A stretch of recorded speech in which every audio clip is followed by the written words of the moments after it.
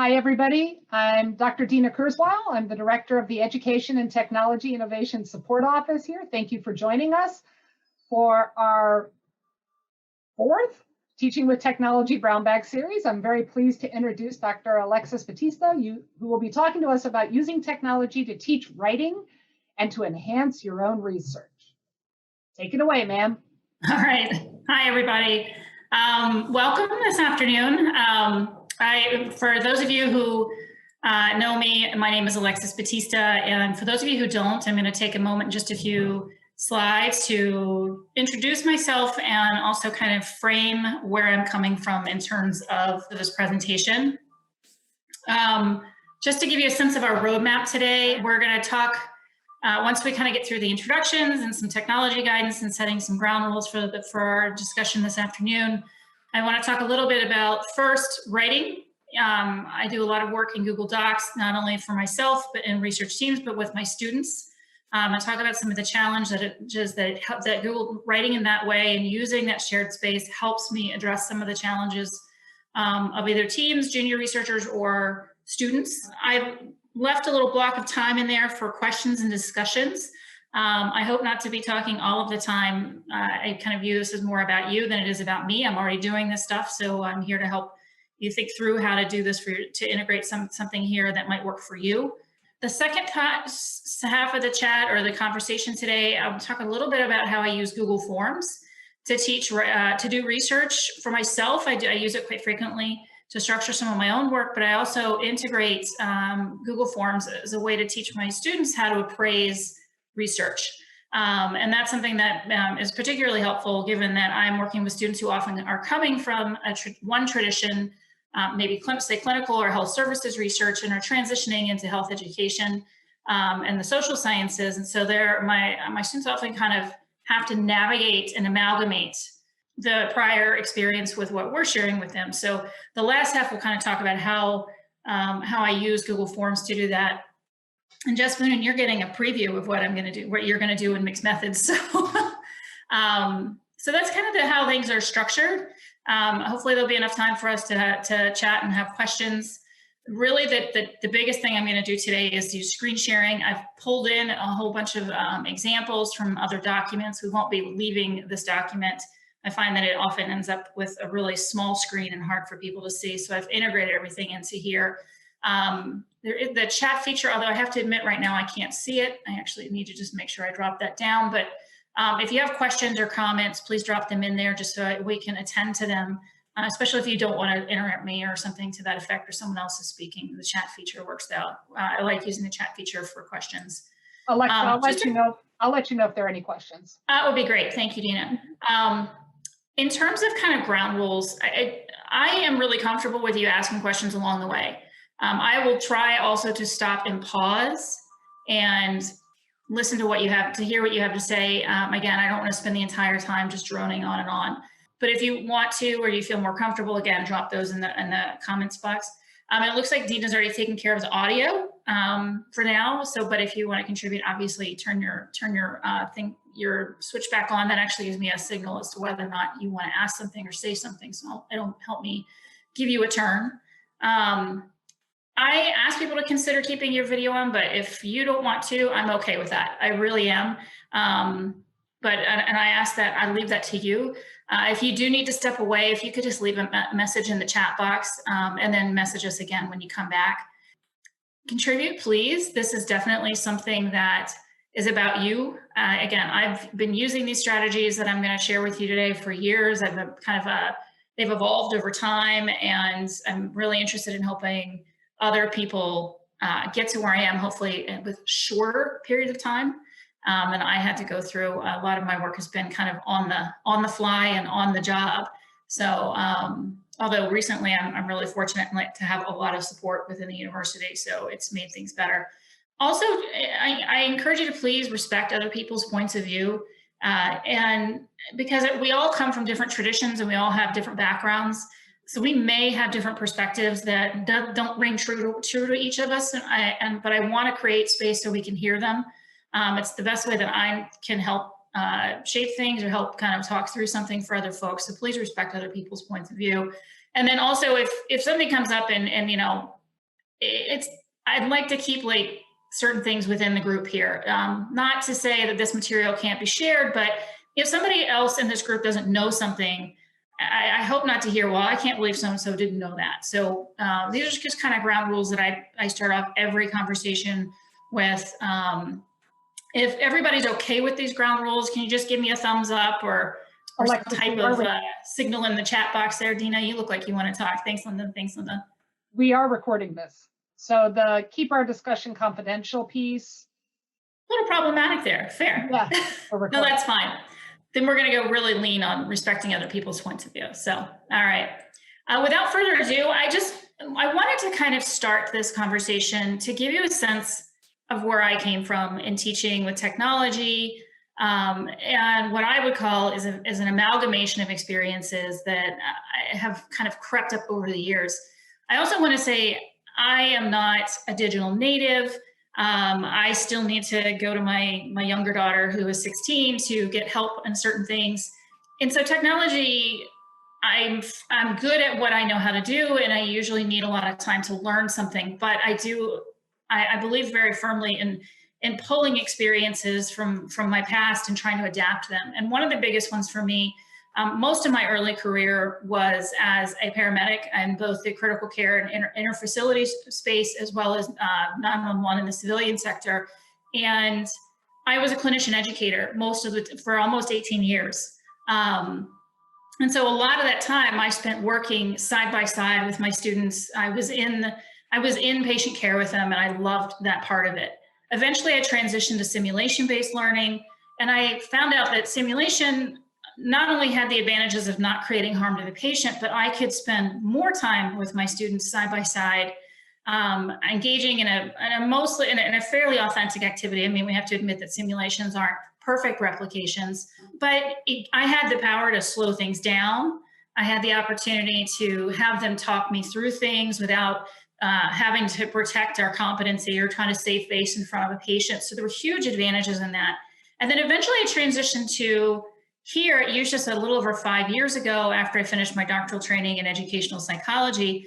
And I had to learn how to teach online. And in doing that, what I inevitably did was try to reach back into my past, which is clinical teaching and simulation-based teaching, and say, how can I adapt those things that I love the most about those environments, because I still miss them, into this type of environments, into a distributed context, so that I could then still do some of the things that I really loved to do when I was teaching. So that's kind of where I'm coming from, and to give you a sense of what's shaping a lot of this. I would also say that my background as a research methodologist also falls into play here too. So there are components of like the Google form that'll come out of like strategies for doing systematic reviews. So you'll see that's where a lot of this for me comes from. I want to just take a moment and pause, and maybe if you can introduce yourself and I can get to know you a little bit, that would help me kind of shape things for you. Karen, do you mind going first? You're at the top of my screen. So I'm actually, I go by Beth Marcellus. I work with Dina at the ETI, so instructional design. My background is in English, and I'm always interested I like the idea of the focus on writing, because it's interesting to see how people incorporate that into different kinds of teaching. So that's where I'm coming from. Awesome, thank you. And the initials I see are C. Byrne. I don't have a first name there, so. Hi, this is Celia. Hi, I'm Celia. an epidemiologist. I'm in PMB. And so I guess I was just interested in learning other techniques and issues, how to better use my class I'll be teaching in the spring, and who knows if we're what that'll look like. If I'm assuming we will still probably be doing distance learning at that point, and how to best any new ideas and things that I can incorporate into my classes. And what are you teaching in the spring, Celia? Advanced epidemiologic methods. Okay, awesome. And I guess I've been teaching in some of the small group sessions, both for the medical students and for the graduate students in some of the epidemiology courses as well. But the main course that I direct is in the spring. Great, thank you. That's helpful, I appreciate it. And Anwar, if you wouldn't mind going next. Of course, thank you. Thank you so much for this topic, very important. My name is Anwar Ahmed. I'm Assistant Professor of Biostatistics, teaching Biostat 1 and in learning new techniques of how to teach online. Great, thank you. So a couple of technologists here. All right.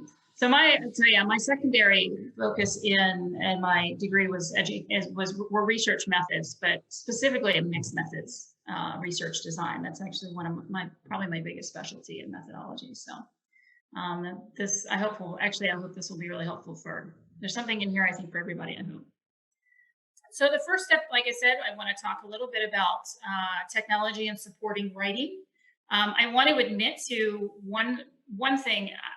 When I am teaching writing, a lot of my efforts, and I've amalgamated some of the biggest challenges that I face, don't necessarily have to do with grammar or punctuation use, although I admit to struggling with the comma. So you'll just have to, that's something that I always, commas and apostrophes, anything in that shape, I'll always get me. But the majority of the issues that I face with students, or I'm working with younger researchers who I'm supporting, are right. They still frame writing as kind of an end product. It's something they have to do. It's something they have to do to get promoted.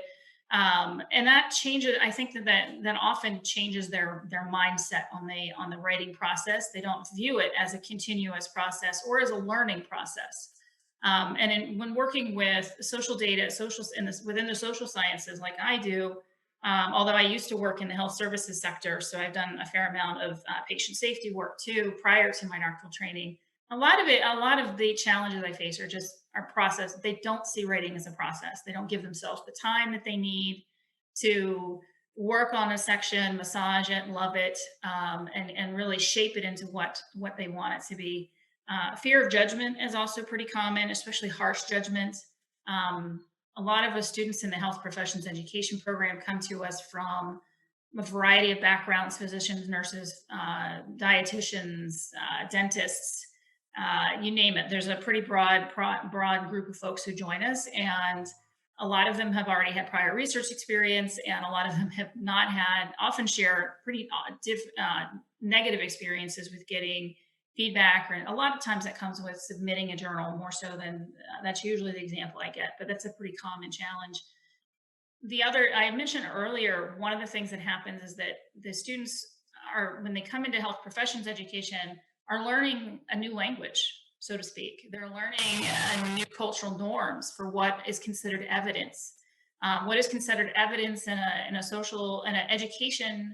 the education context may differ from what is consistent in the biostatistics world or in the epidemiology world. So there are definitely, there are cultural norms that they're adapting, and they're also trying to merge those things together with what they already know. And that can be hard. That can be especially hard to do. Again, I do see a lot of students focusing on micro level issues. They get a little over obsessed with revising and doing things like checking spelling and checking grammar and those types of things. And I think that's helpful as you go along, but I tend to see them kind of run down the rabbit hole and ignore shaping the narrative, for example. Organization is always a big one, and that's probably one of the biggest reasons why I reject manuscripts these days, is because of organization, but also with my students is helping them not just write a paper using a structured model, but tell a story, unfold a story, and help them learn how to do that. And then another big challenge we see is inconsistency in the use of key terminology. My research is in simulation-based learning, and I see terminology like feedback, reflection, and debriefing used interchangeably, yet each of them has very distinct meanings. And so these are some of the things that I often have to help my students, and also help different other researchers who are still learning, who don't write as much as I do. These are the kind of the common areas that I tend to focus on.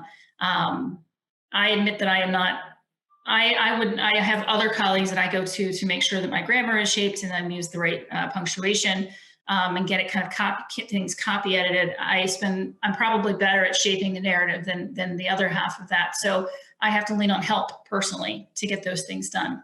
I want to stop and just like, before we move on, are there other challenges that that you've encountered that you want me to, that you want me to keep in mind, or do any of these ring true for you in your experiences in teaching? Yes, I think a lot of these are, hit on, particularly the idea of the end product and that this is a process. I mean, it's a little conflicting because in a course, it potentially is the end product. It is what you're being graded on. And they, I doubt many of them do any revisions. It's like it's done and it's handed in. And I think part of it is because they have limited time with all the classes they're taking. So I think it's some kind of balance there. But I also, I think part of it is if I'm teaching graduate students, I probably had higher expectations of their writing abilities than I can see. Yeah, I hear that commonly. I hear that we've had higher expectation. And I feel like that really waxes and wanes for some reason. I feel like I either get like a whole flood of people who really are struggling to write, who are just with the basic idea of each paragraph needs a major and write, or who are more comfortable with writing, who need more work in this space. So I feel like I get a little bit of, I tend to get floods of either side. That's been my experience. So thank you. That's helpful. Anyone else want to add to that? Hey, Alexis, this is Jess. I can't use my camera. That's okay. Maybe you can hear me. I can hear your little break. I find that in my world, I feel like we learn a lot of medicine and not a lot of English. And so working with both my students and residents, I have a hard time even knowing where to begin because we've just not learned that, like we learned where to start. Then the second problem I find we really run into in the clinical space is the writer's block. Like people just have a fear of even getting started. Yeah. And so getting people over that hump has been a big challenge too. Yeah, that is a hump. And it's a big one that I think that gets in the way of all of us, including me from time to time. I'm pretty good at sticking my head in the sand every once in a while. So Alexis, we have a comment in the chat here. With the challenge of learning the language, quote unquote, the challenge can also be with the type of audience. And in our case, we have an international audience. Yeah, that is my transition to HPE writing after having gone to a traditional ed psych program where the writing genre was very different was a big shift for me. I can appreciate that one very personally as well. Thank you. And then the international audience, definitely. I would add personally, I think there is, and it was kind of touched on it to start, but there's a misnomer that because our students are entering medical school, they actually know how to write, or they're entering a graduate program and they know how to write. We're not really, I hate to use the word testing them, but we're not really looking critically at a lot of the work they did as undergraduates to prepare them to do the type of writing they might need in graduate school. An essay doesn't really do that, a personal essay or a letter of intent or anything. And I think it falls upon us as a community to maybe raise that bar and think more systematically about how we're looking at our students. Mm-hmm. Yeah, I've often had similar considerations, like what should we be expecting? And I certainly know that when we review applications for our program, for the Health Professions Ed program, that we look for prior writing experience, and it just gives us a sense of what we might be up against. And so, but I don't have a good sense yet of kind of whether or not that will make a huge difference. We're still learning. Our program is, I think we turned 4 or 5 this year. So we're still learning on that piece, but it is a conversation we have frequently. So, all right. In keeping with the time and moving forward, so one of the first things I want to talk about is that addresses a lot of these challenges, or have helped me address a lot of these challenges, is utilizing Google Docs to kind of centralize and pull everybody into one document. And as opposed to, for example, I write in my Word document, you write in your Word document, and then we share. What this allows, creating a single Google Doc and then giving permission to everyone who needs to have permission to work in the document, including giving them editing rights, is that it limits that need to pass things back and forth. It creates a more seamless workflow between multiple writers. And some of that is because some of the features in Google Docs, for those of you who are working internationally, which is something that I do a fair amount of, it helps me meet time zone deadlines a little bit more easily. I'm not rushing to get the document out per se in an email. I can still be working with a colleague down in Australia who is 12 hours ahead of me. I can be finishing up at the tail end, and they can be getting up in the morning. I work a lot of evenings nowadays with my kids home from school, but it allowed me to work a little bit more easily with folks who are outside of my time zone. And that's just because we're all working in the one shared space. It also saves me time in having to try to merge documents. I know how to merge documents. I have multiple screens and the capacity to do it, but it just takes me a lot of time to do. The other aspect of using Google Docs is that it does the heavy lift of version control. And in this way, nothing is lost and everything is recoverable. It's probably one of the best features about using Google Docs to do joint writing with my students or with other researchers. It allows me to build the writing process into the course, and where we talk about it creates a true working draft. I don't have to put a watermark in it. We all know it's a draft. We build in the writing activity early in the course and work our way through it, or work our way through the process of developing a manuscript if it's somebody who I'm doing research advising for, where everybody's comments can be captured. So I often work with other colleagues. A lot of times we need multiple people on a committee to meet different aspects. If someone's doing a mixed methods paper, then I join on that. If it's simulation, I join on that. But if they're doing a systematic review, Dr. Maggio might join me for that. So because that's her specialty. But this allows us to centralize comments so nobody loses anything.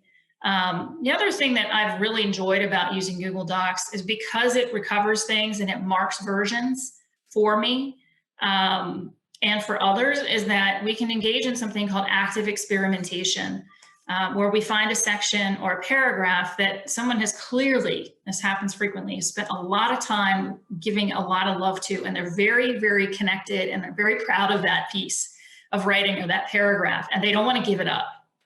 But we need to take it out to see if the narrative works better with that paragraph or without it, or do we need to move it? And because Google Docs does such a nice job of doing version control, we can delete it and do an active experiment to see what the narrative looks like without the risk of loss. If we want to put it back, we just pull it back in there. We go back to the prior version and we pull it back in there. So I use these not so much just to build it into a class, but to create an environment where the primary focus is on drafting and massaging and reworking, as opposed to the last thing I want you to do is give me an end product. I tend to build this in early into a course if there's a pretty hefty writing requirement for it, or if it's a manuscript that they're developing, and then we systematically work through the different sections as we go along.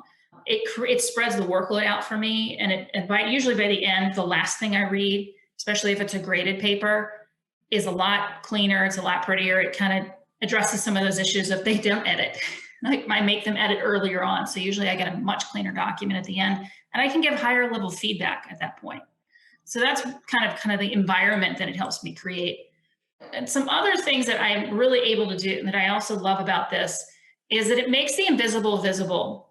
I mentioned earlier that I'm a retired paramedic, and there was a point in my career where we transitioned or added video-assisted laryngoscopy, which assisted us in intubating patients.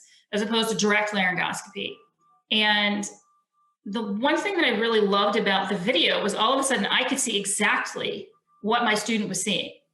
It wasn't unlike tell me what, I didn't have to sit there and say, tell me what you see. I could look at the screen while they were doing their work and say, and get a sense of, are they in the right place? Are they truly seeing the arytenoid cartilages? Are they really seeing what they're telling me they're seeing?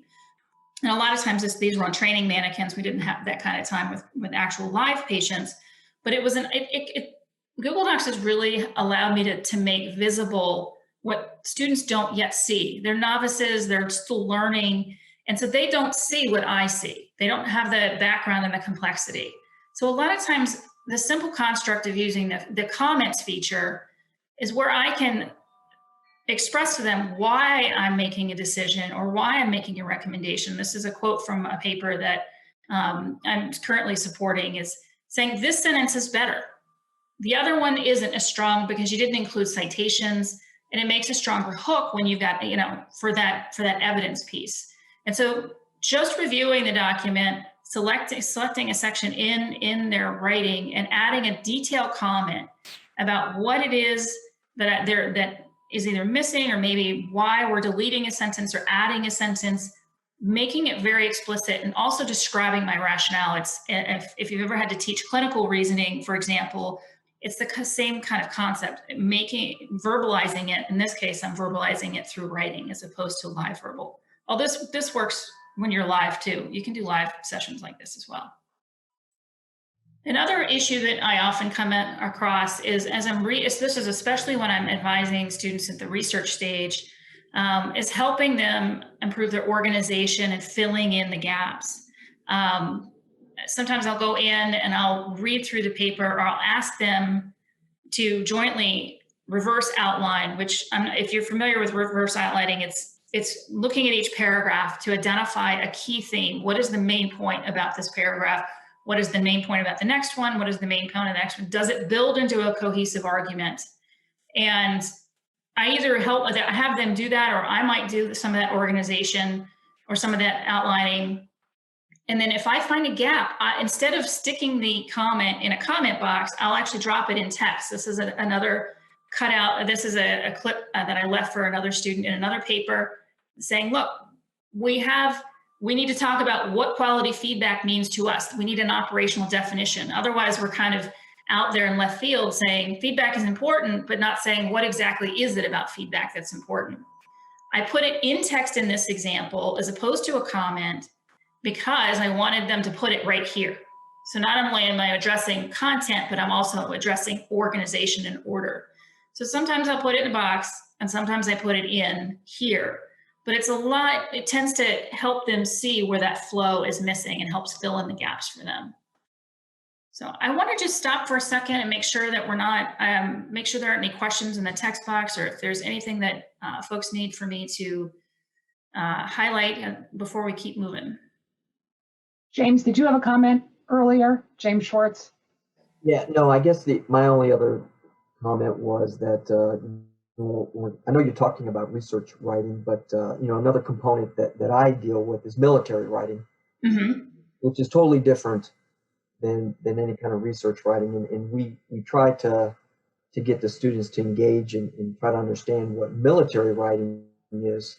And from my experience, they have a difficult time, making that transition between what they've been doing, either in their pre-clerkship or their clerkship time, and then trying to transition to how do I communicate, to a commander, to a staff, in that military writing format, which is, like I said, is very different. So just a comment. No, thank you so much, James. That's actually really, I think that we've highlighted a lot of really interesting challenges that all of our students are probably facing, is transitioning into these new spaces, or writing in these new genres or ways that have their own cultural norms and expectations. The use of the comment component here, it's actually a good time to I appreciate the statement that I use the in-text feature like this often when I am trying to teach helping folks with new language. In this case, sometimes in clinical writing, and especially in the introductions, are remarkably short. It's a paragraph.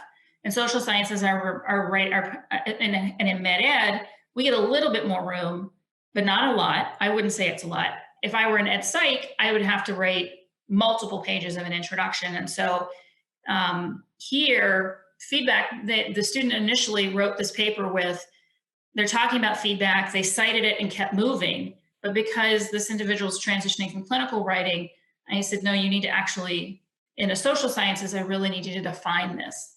It also is a methodologically good thing, important aspect to do, because the methods that are expressed later on need this kind of bolstering done early on in the paper. So, but again, a lot of, not only is it structure, but it's also language. So that's really helpful. Thank you, James. I think I've learned two things. This is Celia Byrne speaking. I guess I've learned I need to learn more about Google Documents, because I was not aware if someone actually has complete editing capacities. I've kind of been told, oh, it just saves that it oversaves it. And I don't know about all these versions, so I have to learn about that. But then also from Dr. Schwartz's comment about military writing, as a civilian, I have no idea what this military writing format is. And I'm thinking this might be a good topic for a future session geared towards civilians. What is military writing style, and when should it be used, and if there's times that or maybe some of our students are writing in that style, and I don't know what it is, so I think it should be written some other way. I don't know, just as a comment. Awesome, thank you. Those are great comments. I'd attend a military writing style session. It's still something I'm learning, even after 5 years. So just a few other applications for this. Again, research methods. We've got a variety of methodological folks with different methodological backgrounds, and each of our methodological stances have different traditions. So again, that in-text writing is an opportunity to help students learn how to write. I remember when I wrote my first mixed methods paper, I really came to understand, it was a moment for me, it was a huge moment for me to learn how to actually write about mixed methods research, and to shape it into a narrative that made sense, that wasn't overly complicated, and that told the deeper story that I was trying to tell. So it really takes some time. I do a lot of qualitative work that has its own traditions. If I'm writing about statistical analyses, and inferential statistics, they have their own traditions. Biostats has its own traditions. So these are all spaces that have, we have to admit somebody, that it's another good thing to help focus on. Also, I navigate issues about presenting data. One of the things that I lament constantly is I love qualitative research for process-oriented work and for uncovering processes. I struggle when everything that's reported in a paper is all text. My brain can't, it gets old. And so one of the things I work with my students on is how do you present your data? Are you using some type of graphical representation? Can we build in a table that is more concise and easier for my audience to read? There's another space to help out with. I want to end with, I would say positive reinforcement is one of the great opportunities in using Google Docs and comments. Students often get a lot of our feedback tends to be about what they need to improve. But I cannot stress enough, it's really lovely to come across something that looks great and I love it. And it's exactly what they're supposed to be doing, and to make sure that I reinforce that. Because I want them to do it again. I want them to log that as, I want to do this.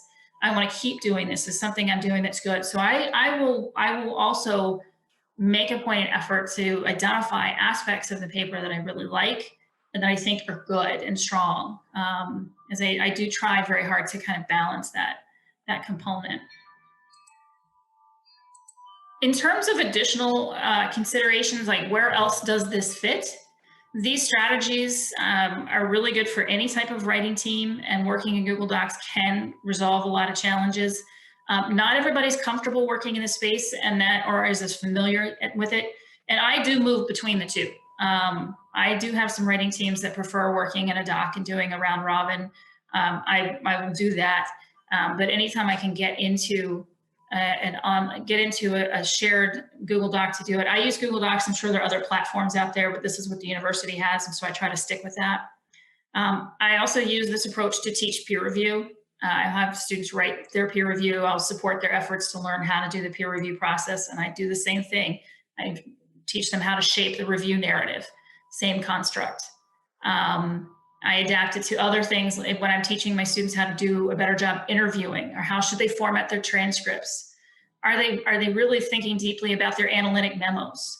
Those are also really helpful spaces. And that actually is where positive reinforcement comes in a lot, is if they're writing really good analytic memos, that's great. And the last thing I would say is you can do this synchronously or asynchronously.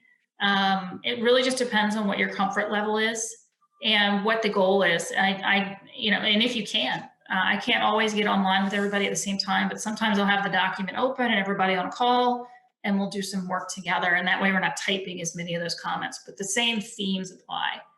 So these are some other spaces in which I kind of take this strategy and push it into not just in my teaching, but also in my day-to-day work. So before we move into part 2, I want to just check in and see if there are any other questions or any other thoughts that you all had. So Alexis, I wanted to add to your idea of resources for writing that I don't think a lot of people know this, but the LRC will actually work with students, not so much on their writing, but on their, but on things like EndNote, lit searches, citation, proper citation, copyright. Their staff is out there and really willing to help and integrate with students to help them meet some of those basic requirements that we want our students to have. Yep. And I am deeply, deeply appreciative of that. I'm a direct beneficiary of both some of those resources and my students having access to them. So I appreciate that. So the second half of this, we talked a little bit about Google Docs. The second half, I want to touch on Google Forms. So if you've ever done a survey or used a survey template, Google Forms is a very similar process. It's just a very simplified version of it. And I use this I use this especially because different fields, different traditions in research, some folks will come in with certain exposure, with certain strengths, but other weaknesses in areas that relate to actually appraising. And a lot of this is about appraising prior research, actually. They're learning the new genre of articles in the field of health professions education and med ed or nursing ed, or the more global paces. They're also learning about new methodological approaches. Maybe someone is more familiar with inferential statistics or working with data in the clinical setting, and they aren't quite sure about this thing called qualitative work, or why do you accept that evidence where that evidence wouldn't necessarily be accepted elsewhere. Your sample is really small. There's a lot of things to overcome when folks are making that transition. We talked a lot about that already. And a lot of them are learning how to appraise those new forms of research. Where folks may work more dominantly in one space, but it's still really important to teach people as how to appraise research in a new area, to know whether or not that's a high quality. For me, a lot of times it's teaching folks how to appraise a mixed methods design. Again, that is probably my biggest specialty. What elements need to be present in that paper? And I also just find in general that a lot of my students underutilize their research articles. They often primarily look to them as, well, it's got evidence and data, and here are the findings. And what I hope is that they'll learn to glean from those articles specific information about methods, about analytic approaches. The discussion is really a lovely space to look for other people's ideas about what should be done next. Not just the findings. And so I use forms to kind of help how to break that down. And also, I have a collection of articles that I have collected over years that are my favorites. I love how this author presents their data in this kind of a table. I love this type of graphic display. I just really like how this person writes. And I collect those articles for myself. And I hope to kind of, and so I hope to kind of help folks learn how to do that as they go forward too. So they can mine those articles for more than just the findings. My scaffolding approach, and for using Google, again, this isn't a construct, an idea. The form creates a scaffold, a structure. If you think about how a survey is organized, it'll ask a question, and I'm gonna show you some examples of a form here in a moment. It creates a framework that everybody can follow, which makes things a lot easier for me as a teacher when I'm evaluating the outcome, when I'm looking at the end product.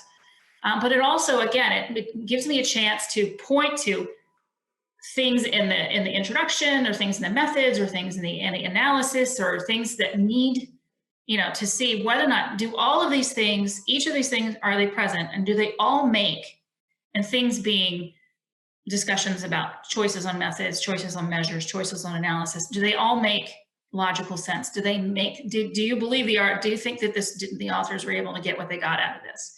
So I break it down into kind of these major categories. But again, the whole point is to create a framework to help students see what they might not otherwise appreciate, where I don't necessarily have to be present.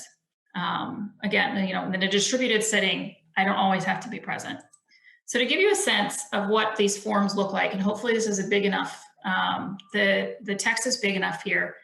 I create a form. I use this to teach my Foundations for Mixed Methods class. I also use it for my systems analysis, teaching people how to study systems as opposed to just individuals. And what I will do before a course is create the form. It's called a methods matrix. And here I will build in all of the students' names beforehand. As soon as I get my class list, I build it. I'll go ahead and create. That way I can group and they have to do, depending on the course, it's somewhere between 5 to 10 articles they have to do a methods matrix on. And that way I can see if everything is Dina's, it'll be D. Kurzweil. And I can sort and group Dina's set and make sure she's got all of her 10 and that they're all complete and that there's a cohesiveness to it. So, and I always have them extract basic constructs like the article's title, the last name of the first author, and the year published. And that helps me go and search for the article later if I want to see it. So this is the first half of the form. It creates a standard structure for what's captured. The next piece of this, in terms of linking the arguments for the study, I ask questions. I'll ask them to summarize their understandings of the problems that the authors present. Summarizing is a different activity than just cutting and pasting. Summarizing requires them to do some synthesis and to pay careful attention to the argument to see if to create an understanding of their understanding of what the author is arguing for. In this, usually I have them cut and paste the actual purpose. Again, the purpose is more the author's direct words that I want them to attend to. And then the next thing I'll do is I'll ask them to cut and paste those research questions. Those two aspects I tend to prefer to be verbatim, because I don't want a summary of the research questions, because the last question there is another synthesis opportunity to say, is there a logical connection between what the problem is, what the purpose of the study is, and what the research questions are, and for them to tell me why or why not. So the form allows me to kind of help folks focus on these aspects. You can change this to whatever you want. You can, if you want to do a 10-2 sample selection, I could ask like 100 questions about sampling. Love to talk about sampling. But again, this just gives you a sense of what it looks like. This is an example of measures. So for each research question, what were the selected measure? Again, this is that linking activity that I want them to be able to do to say, if there's a qualitative question, and again, this is for my mixed methods class, did they have qualitative measures? If they had what were the quant measures? What were they? And eventually they're going to get to this point, to the end point again for synthesis and say, do they make sense? Do they meet that purpose? Do they meet that research question? And why or why not? So it's not just cutting and pasting. There's a fair amount of synthesis and thinking through this, but it's very directed and very focused. You'll notice that I'm omitting, I'm not talking about sampling right here. I haven't asked them to talk about sampling. In this class, it's a foundational course. I just want them to start to really pay attention to what they need to look for in a course that, or in a paper that uses a mixed methods approach. And there are actually, unfortunately, there are some pretty bad ones out there. So I often see students will often come back to me and say, oh, this one actually wasn't that strong, or they didn't really clearly state that, and use that to kind of help structure their thinking about a paper. This could be easily done for any kind of methods paper, any kind of methods course, really, in my mind. Like I said, we all have traditions and methods and measures, and shaping these forms to help focus on those things I can see that being fairly applicable. I also do a section on mixed methods rationale. For us in mixed methods, we have there is an increasing demand for us to make a rationale. Is this a sequential design? Is this an integrated design? What kind of mixed method design on top of all the other design topologies are we using, and why is that a strong argument or not? That's something that's expected in the mixed methods literature increasingly. So it also creates an opportunity for them to see how these arguments are made in a paper, and it complements what's being taught in the course about the different kinds of mixed methods design. So I tend to prefer a more structured approach because I want them to think about it a little bit and make an argument versus doing a drop down. That's my rationale. I also do ask for their personal reflections. It's the last question I ask. And I seed it as the last one because I want to get a sense of how all of this information might be distilled. And this is where I also say, what did you like about it? What did you dislike it? What in this article could you use? This is something could you take away to teach that last piece that I talked about earlier about how to, see a research article as something more than just the findings or the particular experiment that's presented. Is it a good example? So this is it. The format here is broken out. Dina, if you'd like, I can send you the link. I created a demo. You guys can go in and muck around in if you want to take a look at it. So probably one of the greatest benefits at the end of this is and this is just a snip out of a much bigger database, I end up with, depending on how many students I have in a class, hundreds of articles aggregated and reviewed for me already. I maintain that historically in an Excel spreadsheet because that's what I export it as an NX from the form.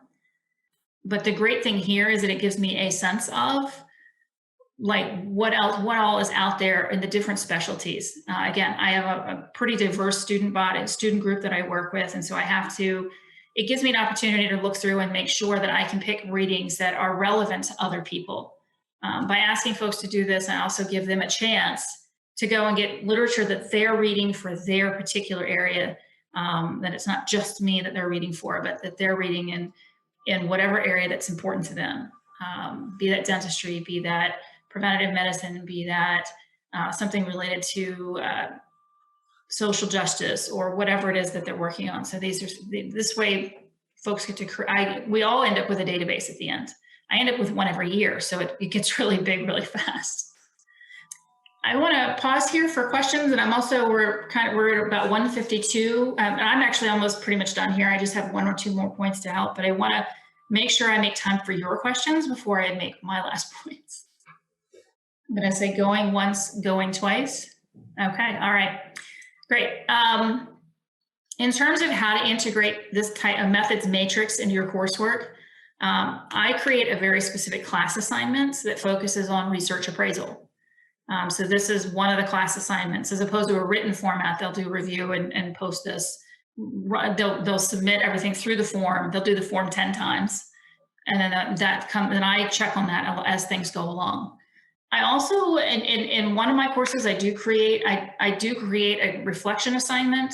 It's an option. It's one of their three. They have in mixed methods, they'll do a final reflection. And they'll have 3 choices. One of the choices is to do their reflection on their methods matrix and to integrate that with some of their coursework, which always ends up presenting some really interesting, it gives them an opportunity to practice that merging. And I also, and again, like I said earlier, I said these prompts can be modified to focus on different things. If you really want to focus in on sampling, if I run a qualitative course, that would be a conversation I would have. In my advanced mixed methods class, we talk a little bit more about sequencing and sampling because it becomes more relevant at that point. Usually my folks in my advanced class are actually doing programs of research that are sequenced qual and quant studies. So we talk a little bit more about that. But these are just some ideas of how to build this into your coursework and to create an opportunity for them. And if anybody's interested, I can share the rubric I use to grade these. I do have that as well, and I can show you in I can share a syllabus to show you how that's done, to give you a sense of how the point structure works. So that's all I have for this, and we're right about at 1:55, and I want to make sure we touch base on remaining questions about the matrix, or not to be confused with the matrix 4, which I'm looking forward to, but the methods matrix, or back to writing, if there was something that came up and triggered that you remember that you didn't get a chance to talk to before. So Alexis, how do your students respond to this? So you have them reflect about the article, but have you actually talked to them about the actual assignment and the process in terms of their experience? Yes. So one of the things that so there's 2 sources of data for that, for me, at least two. The first one is often in that free text comment. I get a lot more comments about how they felt about the article that are more feeling questions, not so much analytical. And so I often get a sense of, wow, this paper doesn't really do this. So there's a sentiment there. The second place that's often the most helpful is in the course evaluations at the end. I get a fair amount of comments on this in the end. Most people like it. Not everybody loves it. I would say it's a 90-10, maybe an 85-15 split. It's probably 90-10 is a little bit closer. I usually have about 1 in 10 who's somehow still, who either it didn't connect or didn't find the work to be helpful, and we'll say, it didn't really help me see. And that comes out in the course evaluation. And so in response to that, a lot of times what I have done is I've spent a little bit more time. I make time along the way in the class to reconnect and say, how is everybody doing with their methods matrix? Are there questions? Sometimes I've had to put explicit instructions in there about copying and pasting this. No, I want you to synthesize this. Like my earlier versions didn't include that detailed instruction. So I'm getting, it's modified quite a bit. What you're seeing is actually the newest version that's going live this fall. So there were some things that we've added and reshaped and reworded. We provided more guidance about what those open-ended, like how did you feel? What were your general thoughts on this? To see how that shaped things. So we could kind of elicit a more thoughtful reflection. So does that make sense? It does, just so you know, it does actually eat up a lot of their time. So it does make me pare back on some of their other stuff. Like I don't have them write as much, or have them write a mini reflection. I use this in lieu of a paper in this class. They write an end reflection and 2 short reflections, but this can eat up a lot of time, especially because we're asking them to do more synthesis than in some of these newer versions. This thing keeps popping down on my other screen, sorry. We have a comment from Erin Berry. Having taken this course, I love the process. It helped me start digging into the literature and seeing what was out there, while also having an opportunity to learn, to review papers and learn how people write up mixed methods. Good to hear from you, Erin. I feel like I haven't seen you in forever. Yeah, Dina, Thank you. This is James. I would second what Erin says. I took this course as well, and you look at papers totally different after going through this course. So I felt it's a lot of reading. It is. I'm working on that. I'm still working on that. Yeah, no, it's a lot of reading, but it definitely, you definitely get some insights. So I thought it was very, very good course. Thank you. Well, we're almost at the top of the hour, so last call for questions. I'll be cognizant of everybody's time. I want to thank you, Alexis, for a great presentation. Thank you for letting us record this. Yep. Thank you, everybody, for joining us. And please don't forget, our next Teaching with Technology Brown Bag will be December 15th at noon, where Dr. Chimino and Dr. Taylor will be talking about flexing to fit, using technology at hand to make it work. Mark your calendars. It's the same Zoom link. Alexis, I hope you can join us again for another presentation in the new year. I will. Yeah, no, definitely. It's one of the advantages I've had I've been able to do a little bit more of this year, which I normally don't because I'm usually running around like a crazy person. Now I'm just doing other crazy things. So, Well, thank you. And I'll send you some links and stuff. If anybody needs to reach out, please do. I'll be happy to no, help. we could, if you are okay with that, we could put it in our Sakai site and have your link there so that people can get to it. Yeah, I lifted out a demo of the survey just so it could kind of sit on its own. Perfect. Thanks so much for sharing. Awesome. Nice. Thanks so much. Take care. Take care, everybody. Be safe.